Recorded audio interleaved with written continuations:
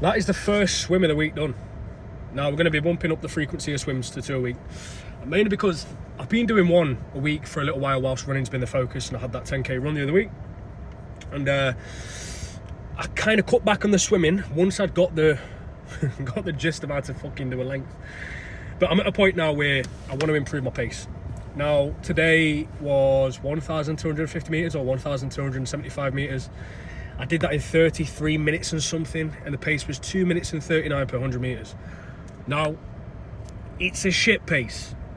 It's faster than I need to be at to be able to do the 1.9 kilometers in the Ironman 70.3. And I believe the cutoff is 1 hour and 10 minutes. That's the absolute cutoff. But I don't just want to reach the cutoff. I don't want to be the guy right at the back struggling to get out the pool.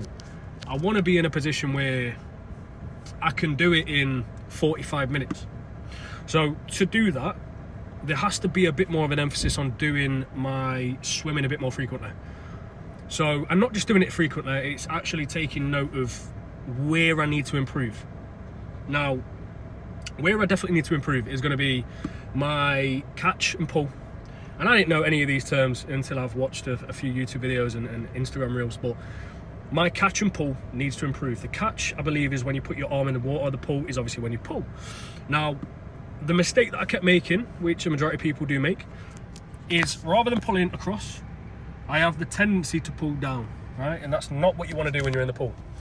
When you are pulling, you need to pull across like that. But fuck me, my lats are on fire from doing that today. But it's to give you a little bit more propulsion in the water. So that's the next thing for me, and that's what today's focus was. It was just to have a better catch and a better pull, and better torso positioning as well, because what I tend to do with a pull buoy between my legs, and by the way, if you're trying to get into the swimming side of things and you're shit like I was, even if you're not shit, get a pull buoy, right? BUOY, Amazon, about £10. That for me has been the biggest game changer. You can either put it between your legs, or there's multiple drills that you can do in the pool with the pull buoy, right? Whether it's to practice your breathing, whether it's to practice your actual catch and pull, which is something that I'm going to do in the pool when I do my second session this week. But today's session was all about doing an easy continuous swim, or making it as continuous as possible. And minimum, right, or maximum, sorry, the break that I take between lengths was around 10 seconds max, right? And I didn't feed the ego this time and keep pausing it on my Apple Watch just to give me a better time or pace per 100 meters, which I've done multiple times. I paused at one point when I fucked my breathing up. That's the only time that I really paused. But aside from that, just kept it going, and the time is what the time is. But I'm pleased with today. Today is just obviously the continuous swim. The next session is going to be a little bit more technical and technique based. Practicing a bit more with the pull buoy, seeing how I can focus a little bit more on having the pull buoy in front of me rather than between my legs, and taking a few drills that I find off Instagram or YouTube, and then just kind of applying that for myself. But yeah, I couldn't be any more pleased, to be honest. And now I'm increasing the frequency. It gives me a little bit more room to practice my techniques, and rather than just doing lengths and lengths and lengths and aiming to aimlessly get better without any sort of proper technical work, this is where I can start to apply a little bit more technique in there. I can even potentially put some intervals in there when I want to as well, so start doing 200 and 400 meter intervals, where the aim is to do it in as fast as possible. But yeah, swim went well. Happy with that. Can't wait to get back in the pool again. Obviously today is Tuesday the 11th of August, and my next swim is ideally going to be on Saturday. So yeah, that's when we're going to get in the pool next, and next is going to be a little bit more technical and technique based. But yeah, happy with today's session. Seen some improvements across the board. Longest swim today, and I don't feel as sick as a dog, so it's nice.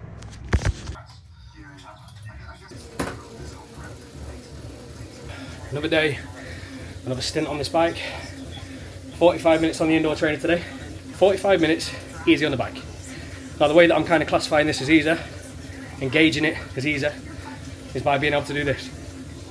A conversation, being able to communicate with the camera.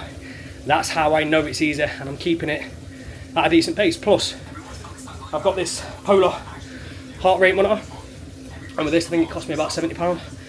And it's probably been one of the best investments that I've made for this prep. But yeah, this helps me keep track of my heart rate on this training app as well.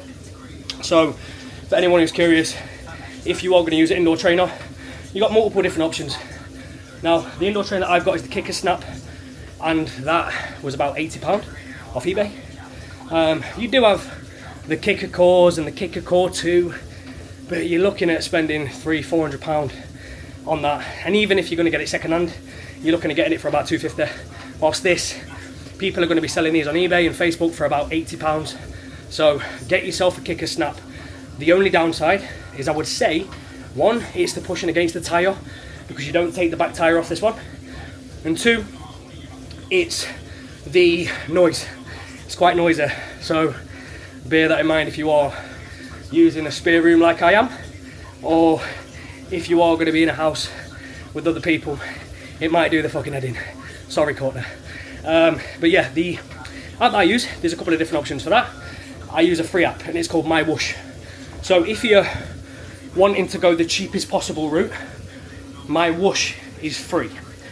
You create a character, you connect your indoor trainer, you connect your bike to the indoor trainer, you connect some sort of heart rate monitor to the trainer, and then, or the app, and then it all registers to the app itself. So I can see my heart rate from this app, I can see the actual power output as well, and how much power I'm actually putting through the bike itself. And yeah, it's a really good app, and it connects to Strava. So anytime that I finish any one of my biking sessions, it transfers straight over to Strava, which is good. But the one thing that I've tried to do for the first Ironman for myself is go as cheap as possible. Now, I don't know about anyone else, but for me, I like having the best gear. I like being able to, not like I've got the money for the best gear, but I like having the best gear. And in the past, I would have taken out a bike, a really good bike on finance, paying 50, 60, 70 quid a month, bearing in mind, if I'd never taken time on the bike, you're making the investment in an expensive bike without even having the ability to ride it properly. But in the past, I would have done that. In the past as well, I would have gone for the Kicker Core 2, because that, as an indoor trainer, is one of the best on the market. And I also would have been paying for a decent app as well to connect the indoor trainer and the bike to. But I realised that was a toxic trait of mine. Now, I just want to do this prep and enjoy it and spend as little money as possible, because you don't need the most expensive gear. This bike was around 150 quid off Facebook. Now, I did make a bit of a fuck up, because I did buy a bike off Facebook Marketplace a few weeks prior that was a Boardman bike. The guy said it needed a bit of fixing up. Now, I knew nothing about bikes, so when I've gone to see it, I seen there was a couple of bits that needed work, the brakes and the chain needed replacing. But I then took it to be fixed and be serviced at a local bike shop, and they said, bearing in mind the bike cost me £200, and I thought it was going to be another 75 to 100 quid to fix it up and service it. They said it's going to be another £800. 800 fucking pounds. I said, you know what, I'm going to sell it. So I then sold it on Facebook Marketplace again for 100 quid, because I needed some of the money back, and then I utilised that cash to get this giant bike that you see me on in the video that I'm going to put on screen now. This bike cost me £150, and the trainer cost me £80. In total, I'm still down 100 quid on the previous bike, but I'm just happy that I've got this set up and it works, and it allows me to train. And that was the most important thing for me, just having the facility and the capability to train. The biking, the swimming, got a pool that I go to, which is at Everlasting York, and the reason why I go there is because it's not too far away from me, and it allows me to get time in the pool without it being too busy, which is nice. It's never too busy, considering there was a local pool that I could have gone to at Leisure Centre, which would have been cheaper, but every time I went there, it was busy. So for me to practice and learn without the pressure and without fucking grannies overtaking me, I wanted to go to a relatively quiet pool, and that's what's allowed me to learn from having the time in a pool without it being too busy. But yeah, the prep is going well. I'm really enjoying it. I'm enjoying the fact that I can just get on the bike in my own flat. Courtney fucking hates it. She hates that I've got a bike in the spare room because it is loud as fuck. But for me, this is the rewarding part. Going through the process, learning what works, making mistakes, going through the processes and embracing the days that I don't really want to do. Today, the thoughts in my mind to just miss it, just my legs are a little bit sore. You've got Saturday and Sunday, chill, do work instead, plan out more content, and then having something like this in the spare room is what allows me to never make any excuses, to never allow my head to tell me that I'm too tired to do a session, because this is not fucking hard. I can make it a lot harder. I can put the intensity, I can make the intensity really high by choosing a course that's got elevated courses that is going to make me work harder, but this is just a flat course, keeping the resistance similar, and I'm just keeping my heart rate below 130. That for me is going to cause no systemic fatigue, and I should have a decent night's sleep tonight and feel fresh tomorrow to be able to go in the gym and do my second weight session of the week, because I do two a week at the moment, and it's working really well. Alongside the running, alongside the cycling and swimming, it's working really well, and it's allowing me to progress with lifts, keep my joints and my joint integrity good, and stay strong, which is what I want. For me now, the main priority is just get into the day and enjoying every single fucking day. The highs, the days where I feel motivated, the progressions in sessions, and the days where I don't feel so good, where I can't be fucking arsed. But then just enjoy every minute of it. And something that I found when I was bodybuilding, the hardest thing to do is enjoy the process itself, because you're so focused on just getting every single box ticked and getting to that end goal that I think sometimes it can be hard to appreciate the process itself until you look back and think of what you went through, how hard it was, and being sort of proud of that. Me doing this right now, I'm making sure not to make the same mistake, because I want to look back on these times, like today where I can't be fucking arsed to do this, and be proud of the fact that I've done it. And I was having a conversation with a client. He's prepping at the moment, he's got a show next month, and I was having a conversation with him, and he was just saying like, the process is something that he's really enjoyed for his bodybuilding prep. It's the process that he's really enjoyed, and the outcome is just a byproduct of the work that he's put in. And you can't control what happens on the day in terms of the result, especially in a subjective sport like bodybuilding, but what you can control is the effort that you put in.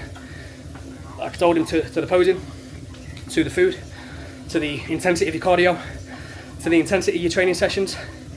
That's what you can control, and that is what you learn from, because if you control every one of those aspects, you control it on the days where your legs don't work, where you're tired, fatigued, your mind is wanting to do absolutely anything but the diet and the prep. You overcome that, it builds a level of self-resilience that I don't think you can get from anything. And it's like I said to him, for me, I think with bodybuilding and going through that process, no matter how fucking average and shit I was, going through the process and giving my absolute everything to it, and overcoming the days where I didn't want to do a fucking thing, the days where I was getting 4 hours sleep or 3 hours sleep and I couldn't even get to sleep, but my body was so fatigued and tired, and still making sure to get the boxes ticked. That's something that I can now carry over into every single thing that I do. Business, YouTube, making just content in general, which I can't always be asked to do, but I just do it. And now this Ironman prep. Swimming, in that initial portion of me starting this, the swimming was the bit where I thought, you know what, I've announced that I'm going to do this thing and I can't even fucking swim. But I had this thought at the back of my mind of, I've done the hard shit before and I was shit at the other bits before. So Because swimming can't be that bad.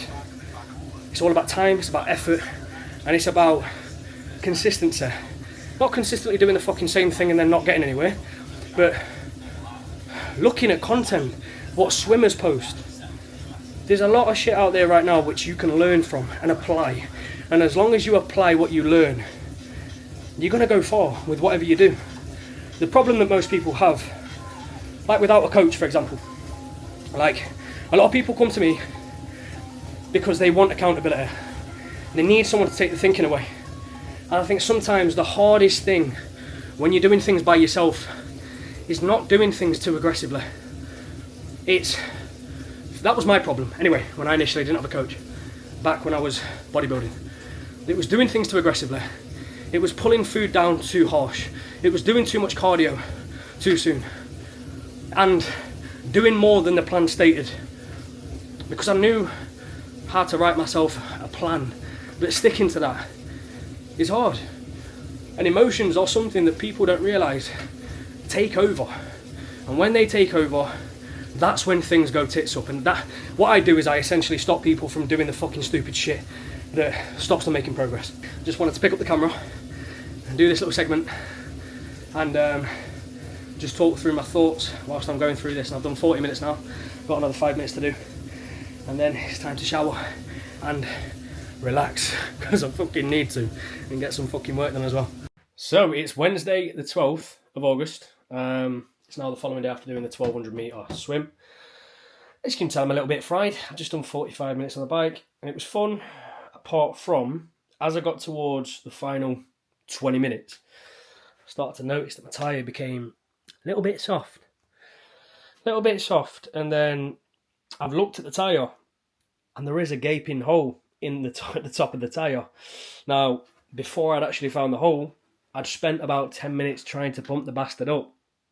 Now, I love prepping for this Ironman. It's new, it's fresh, it's exciting. Do you know what I don't love? Bikes. Do you know why? Because I ain't got a fucking clue how to fix the problems. Not a clue. And do you know what that means? When you try and do this as cheap as possible, when you don't know how to fix stuff, you end up not making it cheap. So now I'm probably going to have to book it in somewhere to get the tyre replaced and looked over. And I'm probably going to go straight and direct to Giant, because the bike's a Giant bike. I feel like that's probably the easiest thing to do, because the last time I got it serviced from Halfords, and I feel like Halfords is shockingly shite.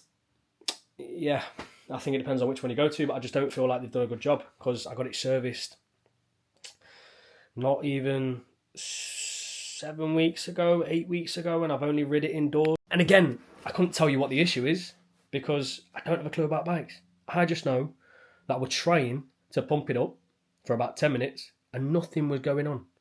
The machine looked like it was working and I'm pressing the tyre and there's no more firmness getting added to the tyre. So yeah, we are going to take this bad boy to a Giant shop and see what they say. And I'm hoping it's just going to be a case of, yes, the back tyre needs replacing, but it's not too expensive of a job, because like I said, I don't really want to be spending a fortune on this bike right now, to be honest, because the plan this time around was to go as cheap as physically possible, and at this rate I might as well have got a brand new bike. No, to be fair, it's still quite cheap, but it's just I wish I could fix these things, and I feel like it's something I need to learn, because if I'm out on the track, or if I'm out and about, or if I'm on the day my tyre goes flat, I need to be able to replace the tyres. I need to be able to have a clue and an idea how to replace the tyre or the inner tube or both. Otherwise, I'm going to be stuck out there and completely fucked. So that's something that we're going to learn. But for now, I am going to have to get this booked in and looked at and see what the crack is and what needs replacing. But yeah, that's 45 minutes done on the indoor trainer. It was, in total, worked out to be around 19.1 kilometres. Yeah, and I was fighting to get my heart rate up a little bit, because it just became, it was just a little bit too easy. And then I realised the reason why it's too easy is because there's not a lot of resistance on the tyre, which happens when you have a kicker snap rather than a kicker core, because a kicker core is controlled by, that's the indoor trainer by the way, that's controlled by the cable or the chain. The kicker snap is controlled by the wheel and the amount of pressure within the wheel, and there is no pressure within the wheel, which means it's not going to be too hard, which is why my maximum heart rate for this ride was 140 BPM. Shite. But it was elevated enough to be considered cardio, so I can't really moan too much. As you can tell, my eyes are bloodshot from the amount of sweat that dripped into my eyes. But yeah, that is another day done, another session done, and another realisation that I have absolutely zero fucking clue about bikes. This shit took me 35 minutes. 35 minutes to to put the back tyre on the back wheel. 35 minutes. Are you taking the piss? Can you please fit on the bike, please? It's going to take me fucking 45 minutes. I ain't got that much room on my SD card. There we go. Gives it a little bit more room. Glides now. That glides now. Yes, people. It is now Sunday, the 16th of August. Currently 6. Can you see that?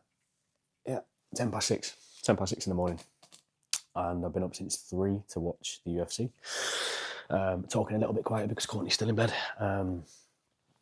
Not asleep because she's got work at 7, but don't need to be shouting the place down, do we? At 6 in the morning. But yeah, I got up this morning to watch UFC 330 with Islam Makhachev and ENQUIRE. If you're a UFC fan, you probably watched the fight. Surprisingly, quite a good fight. To be honest, I thought it was just going to be an absolute domination from Islam, but it wasn't. It was. I expected him to maul ENQUIRE, but he didn't. It was quite a good fight, to be honest. ENQUIRE stood his ground. Clearly showed he's got a decent ground game, and yeah, although Islam won, genuinely thought it was going to be a shit fight because normally wrestling base fights where they're just on the ground for 25 minutes, it gets tedious. But this one was enjoyable.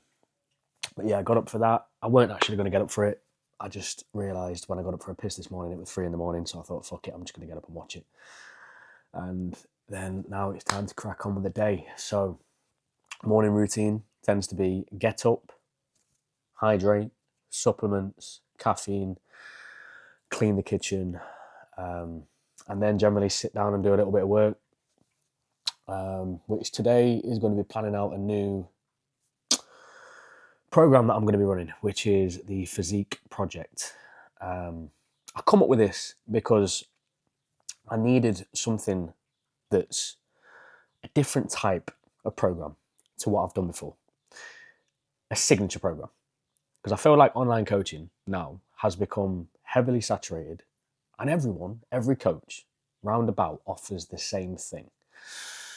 Weekly check-ins, training plans, nutrition plans, yada, yada, yada. Yes, from an individual perspective, coaches will offer different things based off the clients and their expertise, but I think having a program helps you stand out.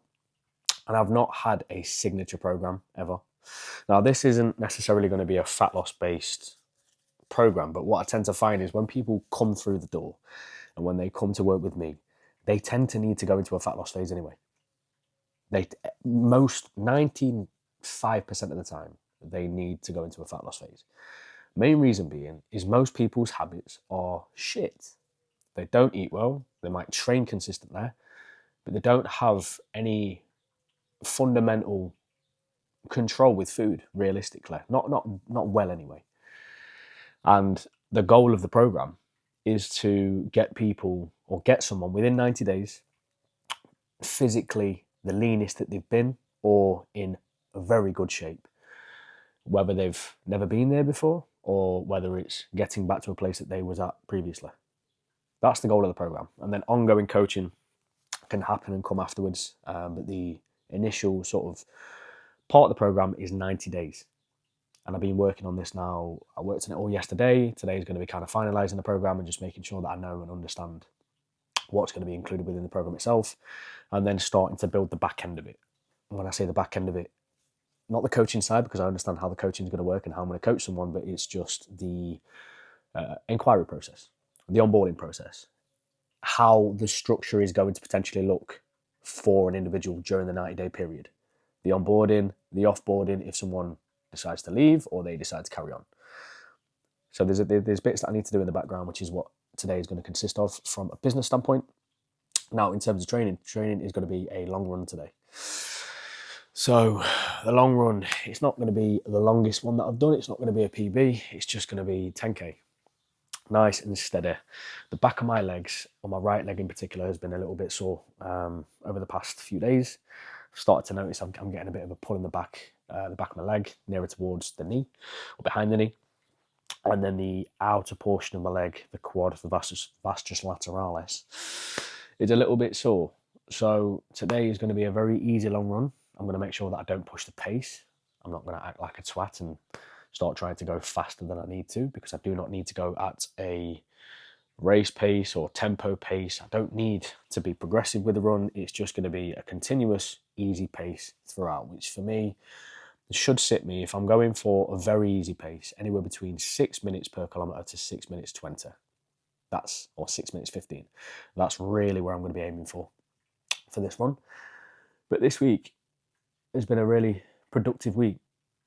Very productive week. It's booked in for a massage tomorrow, which is going to help fix me up for the next 4 to 6 weeks, because I need that every 4 and 6 weeks. Realistically, before my body starts to feel like it's caving.